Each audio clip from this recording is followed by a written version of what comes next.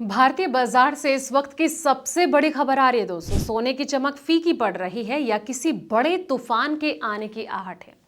पिछले 30 साल में पहली बार भारत में सोने का जो आयात है अपने सबसे निचले स्तर पर पहुंच गया है। अप्रैल के महीने में सिर्फ 15 मीट्रिक टन सोना ही भारत आया। आखिर क्यों बैंकों ने सोने का जो आयात है वो रोक दिया है, और क्या त्योहारों के बीच गहनों की जो कीमतें हैं वो आसमान छूने वाली है?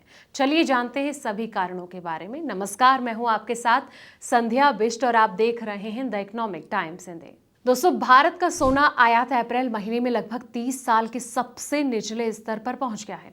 इस महीने सिर्फ करीब 15 मीट्रिक टन सोना ही देश में आया, और इसके पीछे सबसे बड़ा कारण टैक्स से जुड़ा विवाद है, जिसने कि सोने की सप्लाई को प्रभावित कर दिया है। दोस्तों, दरअसल भारत में जो है ज्यादातर सोना बैंक ही आयात करते हैं, लेकिन इस बार बैंकों ने सोना मंगाना लगभग बंद कर दिया है। अब वजह यह है कि कस्टम विभाग ने अचानक से सोने के आयात पर 3% जीएसटी यानी कि integrated goods and service tax जो है वो मांगना शुरू कर दिया है।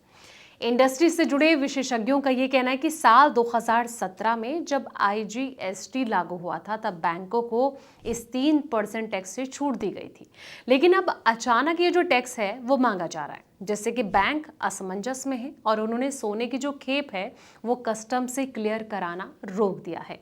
वहीं आपको बता दें कि रिपोर्ट्स के अनुसार ये कहा जा रहा है कि अप्रैल में बैंकों ने कस्टम से लगभग कोई भी सोना क्लियर नहीं किया।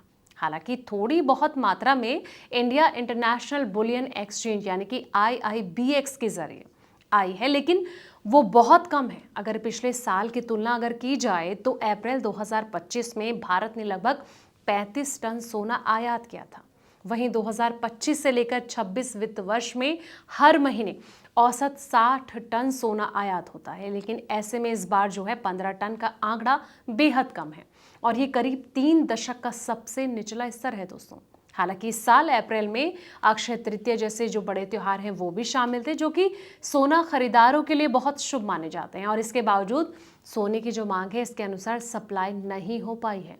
रिपोर्ट्स के मुताबिक भारत में अप्रैल में करीब 1.3 अरब डॉलर का जो सोना है वो आयात किया गया, जो कि पिछले साल के औसत 6 अरब डॉलर प्रति माह से काफी कम है दोस्तों।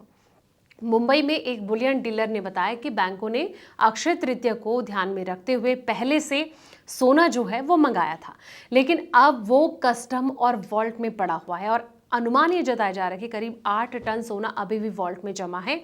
ऐसे में एक्सपर्ट ये मानते हैं कि सरकार जो है ये कदम देश के व्यापार घाटे को कम करने और रुपए को मजबूत करने के लिए ये कदम उठाया जा सकता है। और इस साल जो है एशिया की मुद्राओं में रुपए कमजोर प्रदर्शन करने वाली मुद्राओं में भी शामिल हो रहा है, इसलिए सोने के आयात को कम करने की कहीं ना कहीं जो कोशिश है वो की जा रही है। और इसके अलावा अधपके सोने यानी कि गोल्ड के जो ढेर हैं इसके आयात पर भी इम्पैक्ट पड़ा है।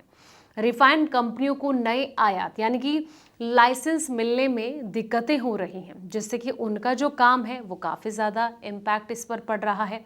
अब सवाल ये आ जाता है कि इसका क्या असर होगा।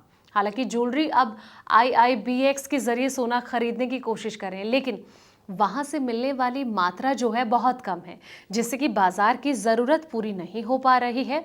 और कुल मिलाकर टैक्स विवाद और सरकारी प्रक्रियाओं में देरी के कारण भारत में सोने का जो आयात है दोस्तों अब वो बुरी तरह प्रभावित हुआ है, जिसका असर आने वाले समय में बाजार और कीमतों पर भी देखने को मिल सकता है।